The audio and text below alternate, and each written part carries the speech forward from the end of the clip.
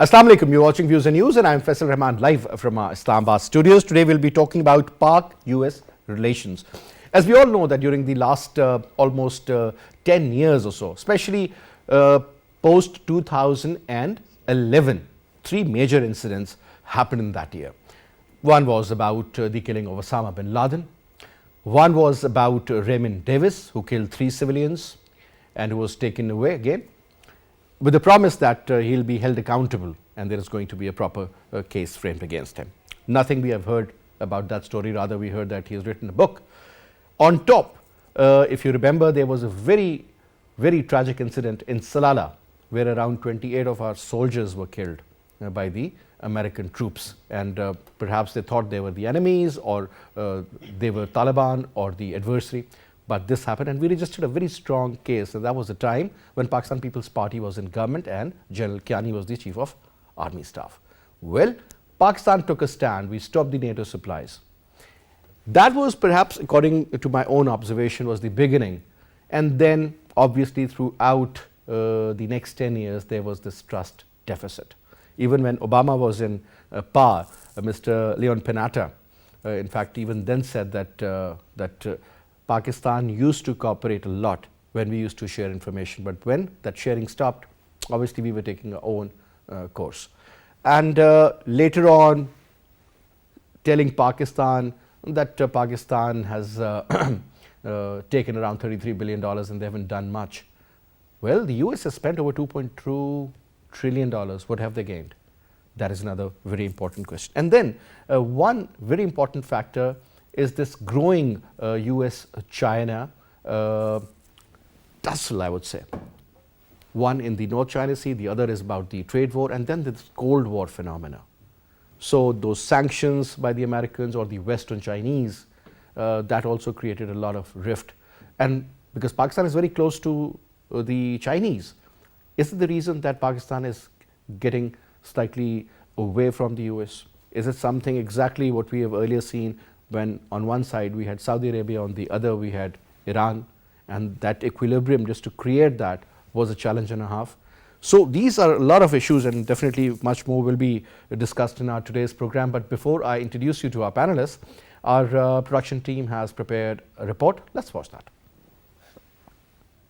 National Security Advisor Moeed Yusuf recently in an interview with the Voice of America radio asserted that Pakistan and the United States are engaged in positive dialogues which will lead to subduing the mistrust between the two countries. Since the United States has taken a clumsy exit from Afghanistan without appropriate reconciliation and rebuilding of the war-torn state, the political calculus between the United States and Pakistan has seen a downfall.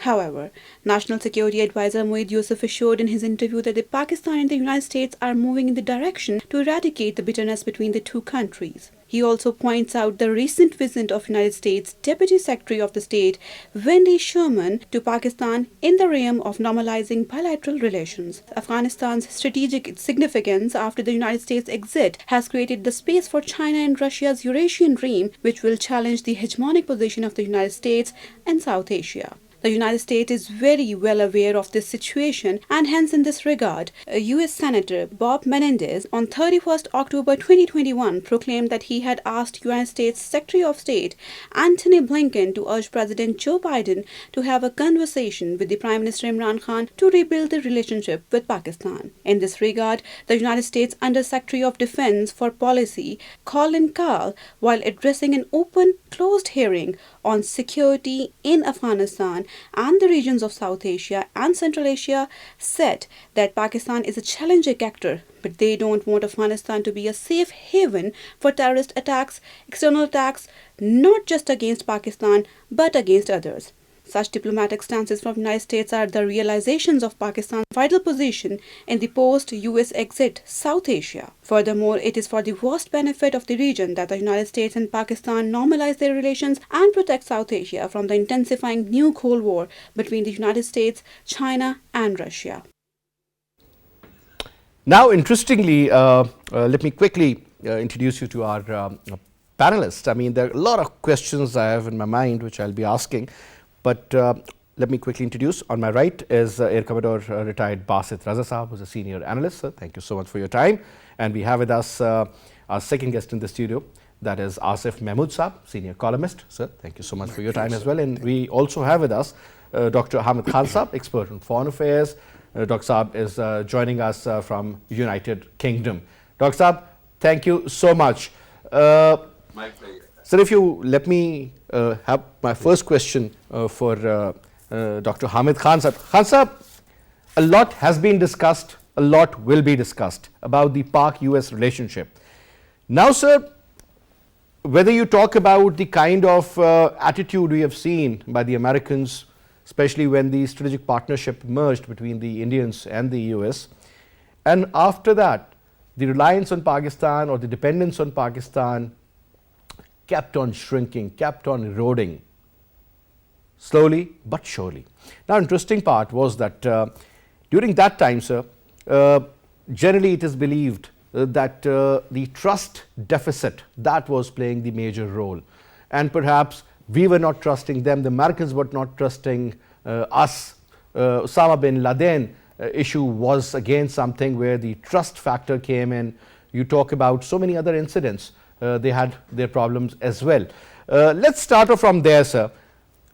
Let's throw light on the beginning of this relationship, when you believe it started eroding. Earlier, we always thought they were very close. We were the frontline non-NATO ally. Thank you very much, Faisal. Actually, if you look into Pakistan's efforts and Pakistan's contribution since 9/11, I mean, there was no way that even NATO forces or American forces could have even entered or could have taken over Afghanistan without the help of Pakistan. But when you, in the intro, when you said there are two major incidents, you rightly mentioned all three incidents, Osama bin Laden, Raymond Davis, and Afghanistan. But I would say there is a fourth incident as well, and that I always say that is Pakistan has traveled 20 years from do more to absolutely not. This is another very, I should say, significant moment for Pakistan. Yes, there is always a trust deficit for a good last 10 years, 12 years. But I would say more than trust deficit, it was the Pakistan have its own interest. Pakistan have its own strategical issues within the region. Pakistan has to cover up all the regions, whether it is our relation with China, whether it is our relation with Iran, whether it is our relations with India. Now, India is trying to take advantage of every adverse possible situation between Pakistan and USA. We have seen what India is doing being the part of Quad, what India is doing in Asian Pacific Sea. We can see what India is doing to please America against China. But there is one thing very clear, and that is that Pakistan in American relations, there is always, I would say, that benefit for the both countries, and both countries cannot take the risk of sabotage or demolishing their relations anymore. Rather, they have to work together. I would like to remind you that when there was talks about putting the sanctions on Pakistan just 2 months ago, and I said in a program that there is no way that America can put the sanctions on Pakistan because United States is going to need Pakistan again. It is not that Pakistan was used for as a tissue paper in Afghanistan. No, They would now need there is Pakistan again where, much sir? more importance for What's the Pakistan. next theatre?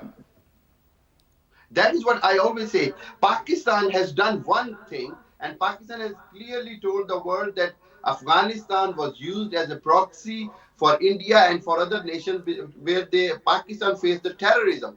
Pakistan has to secure its own interest. Pakistan should secure its own interest, and it is in the interest of United States to understand that Pakistan's interest will come first in the region if they want a stable region and if they want a long-term friendship without any further trust deficit. Yes, they need to address the issues where it comes to the trust deficit, whether it was Raymond Davis issue, whether it was issue of Osama bin Laden, whether it is the issue of intelligence sharing. There are so many incidents happened between Pakistan and United States where intelligence sharing was used against Pakistan. So Pakistan could not, afford that, and there were so many voices against America within Pakistan that why So a double Pakistan is game was played cooperating against America. us during those years. Now coming to you, Basit Saab, the Deputy Secretary of State of United States of America, the current one I'm talking about, Wendy Sherman, was in Pakistan last month. Very important meeting, obviously, a lot was being expected, but she was very firm, very to the point, and she was just being on just single track that this is how it should be. And then a couple of statements that she gave, perhaps one was that both the countries should make an effort. Well, Pakistan definitely is making an effort, sir, but it seems that the effort from the other side isn't there, especially the President of United States, Mr. Joe Biden, hasn't called Prime Minister yet. It's been almost this is almost the beginning of November. So let's say a year, a little less than that, let's put it this way, sir. And secondly, especially during those times when they were making a strategy to exit, and whatever happened after that, they blame us for all the failures, all the blunders they committed in Afghanistan, and perhaps even they lost the war. Faisal, when we see the US-Pakistan relationship, it has always been transactional, nothing more than that. So I think we should not live in a dream world and think that we can have a sort of lasting bilateral relationship. It has always been transactional. There's an event when they need us, we rise for that, and they sort of look after us for doing their job. Be it our war against the Soviet Union when they entered there, our role we played over there, the current scenario when they were in Afghanistan, we bailed them out from there. All these events indicate only one thing. And if we go back right from the time when the U-2 was flying from here, look how much we were in danger. We really jeopardized our existence. People of our generation still remember when Khrushchev, the Russian president, took off his shoe and banged it on the table. He said that we have put a red circle under Peshawar and will eliminate this city. So this is the kind of risk we have been taking. And yet, if they feel that we have betrayed them, then so be it. So I think I am not in the sort of, I wouldn't like to be dreaming like that. We receive the slightest indication from a low level official, and we think that our relations have again picked up. I don't think there is any significant movement in Pakistan-US relations. Are there any particular areas, sir, where we can still cooperate? For example, look, let's work together against the elimination of Al-Qaeda or IS-K, for example. Yes, that's right. That is one area, and that is for that the Americans are demanding that they should be given the airspace. The airspace? Yes, because they thought that the technology has now so much advanced that they can sort of operate over the horizon. And the first attack they did, they killed 10 innocent people. They so misled. Was that an intelligence failure, sir, or a technical fault? It was most probably it's an intelligence failure because the target was not rightly identified. Because initially I remember General McKenzie openly admitted that 2 of the terrorists, or perhaps 3, if I'm not wrong, were killed. But later on they got to know that they were pure civilian casualties, including children. Actually, now they have apologized. They finally apologized. So what I'm trying to say is that Pakistan should sort of, whenever we formulate our foreign policy, America is a very important player. They have their stranglehold on the financial institution, be it IMF, the World Bank, the Asian Bank, all the gas pipelines, etc. You need sort of American blessing for that. So Absolutely. We need to have some sort of relationship, but we should not be we should be realistic, and we should realize that an enduring and lasting relationship with the United States is perhaps not possible because they see they are seeing the world. Changed. I would say, sir, the interest of various countries or the alignments of various groups, it has changed over a period of time. Now, Asif Saab, is it true, okay, since we were talking about the alignments, that a lot of analysts do believe that since China is very close to Pakistan and we have a strategic partnership, primarily because of this Ladakh issue or Kashmir or India, and since we are so close to the Chinese, I mean, our dependence on the Americans over a period of time, it has gone down, and as compared to Chinese, it has gone up. you talk about the jets, you talk about the military equipment, you talk about the common training, you talk about so much more.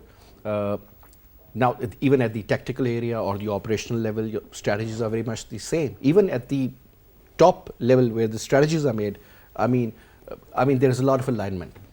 But now, having said that, sir, do you think because of the current rift between United States of America and China, which is getting very, very obvious, and we won't say that it is a trade war. Trade war is just perhaps a part of the larger concept, that is the Cold War. And Cold War during these times, sir, do you think that is the basic problem that is perhaps keeping Pakistan away from the Americans? Because whether you talk about CPEC, they have got reservations. I mean, on most of these things. Your take, Asif sir? It may be one factor among many others, but this is not the whole story, I think. There are some certain other things that have created these problems, not only China specific. As far as China is concerned, United States is well aware that we have a very cordial relationship with China. And this is not a new story, this is since decades. At the moment, the problem, I think there are 2 or 3 aspects of this problem. Number one, if things are not that good, things are not that bad. I think we are working on certain aspects and we have certain reservations on some points. US is not here. US is sitting 1,000 miles away. We are here. We have to face the consequences after US forces are withdrawn. So we have certain reservations. It is not that we are saying that we are hostile to United States on some fronts. No, this is not the story. We have certain reservations regarding post-US era. Once US forces are withdrawn from this area, we have so many problems. We are sharing border with Afghanistan. If there is no peace in Afghanistan, we have to face not only threat of terrorism, we have to face the problem of refugees as well, and that's not a minor problem. As far as China is concerned, we are not that dependent on China. I mean, China is no replacement for United States. From strategic point of view, you can say that China offers us some things that you have mentioned. But from economic point of view, China is no match to United States. So they have invested so much in your country. They have invested so much, and we are facing so much problems. And that is a dream that may come true in coming you think, future. I mean, they have really bailed you out. I mean, whether you talk about yes, they have bailed out us, which are supposed to vis-a-vis be given to Saudi Arabia, or money or otherwise. Yes, they have bailed Even out in the us. Iran issue. Yes, I admit, but I am saying that this is a dream that may come true in near future or in far future.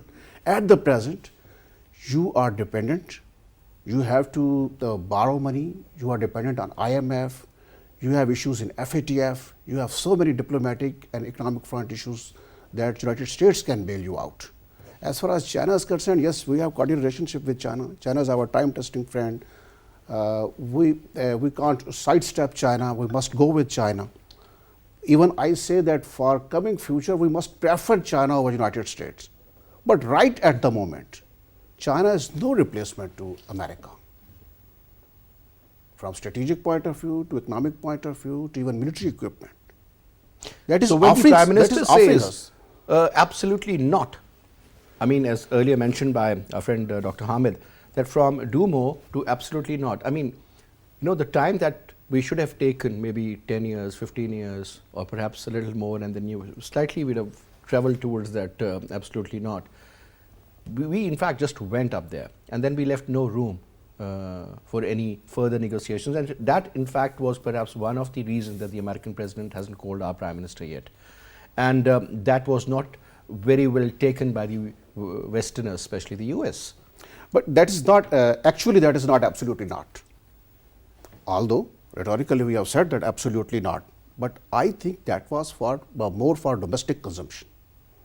That is not. What if you end up giving the airspace to the Americans? Yes. And there is a hint that it could be possible. So actually it is not absolutely not. On many fronts you are working with them, as United States Secretary has admitted.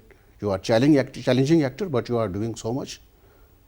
You are committed to peace in Afghanistan. You are committed to anti-terror activities in Afghanistan. So you are doing so many things for United States. You are collaborating with United States. It is not that you have actually said that absolutely not. There are so many things between do more and absolutely not. There is gray area, and we are in that gray area. We have some reservation on certain fronts, and that is creating panic. But it is not that everything has gone and we have said that absolutely not. We are not cooperating with you. This is not the story. We are cooperating with United States on certain fronts, but we are not cooperating on that level that you are expecting from us, because we have to live in this region. We have to face the consequences in this region. So we have our own genuine concerns, and we have to address our genuine concerns. It is not that we are hostile to the United States. It is that we are committed to our concerns. It makes a lot of sense, sir. Hamid Khan Saab, generally, you know, whenever you talk to any senior diplomat, they always tell you that it is never a catch-22 situation. There is always some room in diplomacy where you can restart the negotiations and eventually lead to some better engagement between the two countries. Primarily, what I have understood over a period of time is that it's the interest of the country which can change over a period of time, sir. But the interest, whenever there is a convergence, so you have the same alignment. When there is a divergence, obviously things are opposite. Now, looking at the current time period, sir, we are talking about 2022 onwards. This is almost the end of 2021. Post-COVID, let's put it this way. Now, do you believe that at some stage, sir, there could be some common grounds to share, there could be some common interests to work upon, or you believe that this is going to be a checkmate kind of a situation, sir, between USA and Pakistan? Faisal, no, it's not checkmate situation between Pakistan and USA. There are plenty of common grounds, and there must be, other avenues to explore and to work on. Otherwise, I mean, Pakistan have a long-standing relation with the United States for over 70 years. We know that since 1947-48, Liaquat Ali Khan's visit up to here. So there is no question that Pakistan should risk, completely putting America aside. Even we carry on talking about this, Joe Biden's not calling or anything. I think Pakistan Foreign Office and Pakistan government should make it irrelevant now, and Pakistan should look forward to develop the relations in a way, as you said, where there are some common grounds, and there is still a biggest common ground is trade between both countries. You know, Pakistan's maximum, the most export is still with America. So Pakistan has a very strong reason to carry on their good relations with America. But at the same time, Pakistan has to make Americans realize that if they will try to play the both sides of the field, it will not work. Whether on the one hand, they will encourage India to escalate the situations on the borders. They will encourage India to have escalation on the Ladakh with China. On the other hand, they want us to cooperate, and they want us to, to keep listening Indians or anybody else. This is not going to work. America has to define their clear lines in the region. Look, there are two things. One, as we have discussed, we have entered in a sort of a second Cold War. There is no doubt about it. But we have, other than the Cold War scenario, there is a two big groups here as well. India, America, Israel is one group in the region. Pakistan, China, Russia, Iran, Turkey is in another group. Within the region strategic politics, if we look into it, it's other than the Cold War. So Pakistan has to Pakistan can play a role of a bridge between United States and China, which we did in 1960s as well. Pakistan is the only country who is in the position to to normalize or make the less tense relation between China and America. Pakistan has done it previously. Pakistan is the only country who can make some understandings between Iran and United States, bring Iran and Saudi Arabia close. So these are the points, or these are the grounds which America and United States needs to understand, that they will need Pakistan more in coming years than any other country if they want the peace in the region. Yes, if they want to escalate the situation, if they want to try another war scenario between Pakistan and India or between China and India, that is on the other hand. Then everybody will be loser in the region. But if they want to... Now, Dr. Hamid, quickly respond to this, that if I say that this relationship is becoming a hostage to the US-China relationship. Will that be a correct statement? Not exactly. It is hostage relation, but I mean, as you said, in diplomacy, there should not be a dead end. There should not be, checkmate situation. So there must be some common grounds has to be find out where we can bring it out from this hostage situation. This is very important. Otherwise, we have seen already, so much suffering in this region. The whole point of this region situation is that although America has pulled out their forces, America is defeated in the war. But what about the future of this region? I mean, does America going to accept all the might of China? No.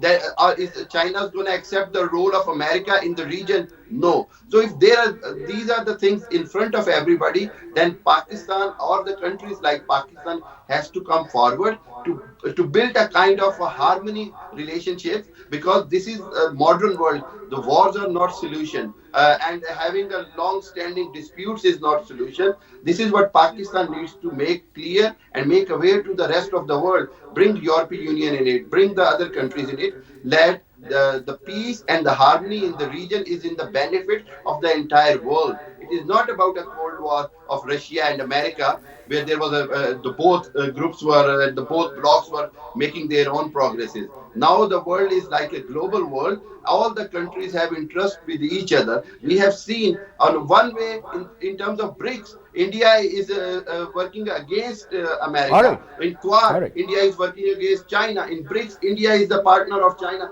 So this is all the war. It is all benefit.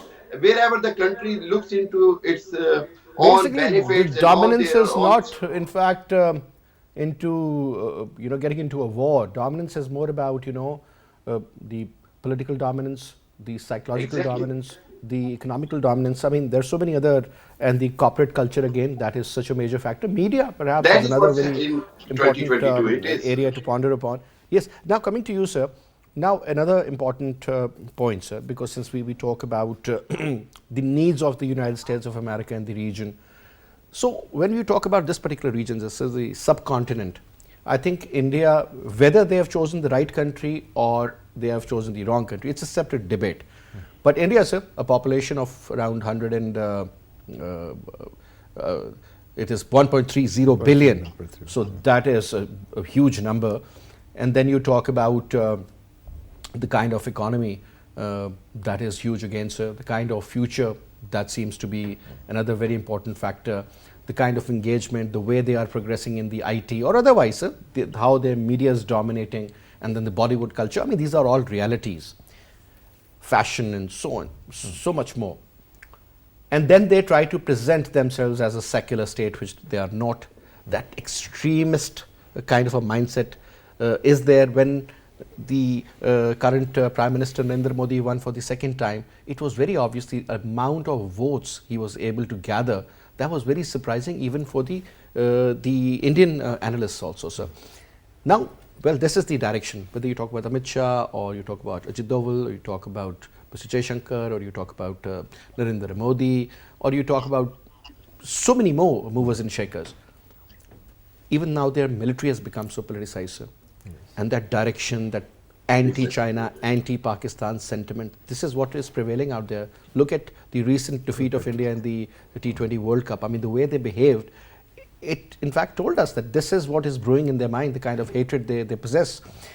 Now, sir, having a neighbor like that, sir, and that neighbor gets all sort of a support from the Americans. Let's forget about BICA. You talk about intelligence sharing, the drones in the blue waters of the Indian Ocean, or you talk about the highly sophisticated weaponry, or the offer to make F-23s or F-16s perhaps, and the kind of technology India is trying to gather from all over the world, the recent deal with the French. And then you talk about sharing of the bases. You know, a lot has been shared with India. Can we afford a hostile America, sir, under these circumstances, where their total entire tilt is towards the Indians? Certainly it's a tightrope walking for us, because we don't want to malign United States, but we should not also unnecessarily listen to their dictates, because we have our own interests, and this is the art of diplomacy, that you sort of in that narrow space of maneuvering, you are still able to steer a safe course of action. So this is what I am saying, that we must keep engaged with United States, but foreign policy, there is a way of formulation of foreign policy, and there is a way of enunciation of foreign policy. So we have to be very selective, we have to be very choosy in our words, what we speak, but at the back of it, we must jealously safeguard our vital interests, and our vital interests are now linked to China. All roads lead to that. So we have to sort of play in between these two, because certainly we can't meet all the demands of United States, but we should see how far we can go, and there should be a positive effort in doing that. But all the time it should be at the back of our mind that our vital interests are with China, and there should be no sort of slowing or compromising on that front. If we are able to do that, we will have a successful foreign policy and we can move forward, because otherwise we have seen in the past that our relationship, when they were cozy with the Americans, the end piece of it was very devastating for us. Although when the relationship was lasted, it was beneficial for us in many ways, but when it ended, it put us in a very terrible situation. Just to take an example, when the Soviet Union broke up and the Russians walked out of Afghanistan, we ended up with 40 million refugees. So this is the kind of fallouts we have in following the American thinking and sort of playing the game onto their tune. So having learnt all these things in the past, our we interest must be wiser. should be the first priority, sir. Simple as that. Pakistan should come first. Forget about the desires of the West. Now, sir, we always talk about this fifth generation warfare. We always talk about this hybrid warfare, the non-kinetic warfare. I mean, good enough. But sir, the kinetic equation seems to be a little different now, because Pakistan and India both are nuclear powers. But still, I mean, whatever they could have done, they did, but there wasn't any damage as such. But yes, they did get their planes inside Pakistani territory, sir. That's a reality. So when you talk about the deterrence that the other country is a nuclear state, so they in fact broke that particular barrier, right? And they moved into it. And the next day Pakistan did the same, or perhaps on the 27th of February. And what we did was in the daylight, and we gave them a message too. And obviously that deterrent, we kept that aside, sir. Now talking about the fifth generation, sir, whether the infiltration from Afghanistan or from Iran into Pakistan, supported by the Indians, Israelis, or the CIA, then, you know, bringing in these Daesh characters and calling them ISK, or bringing in all these jihadis inside Afghanistan.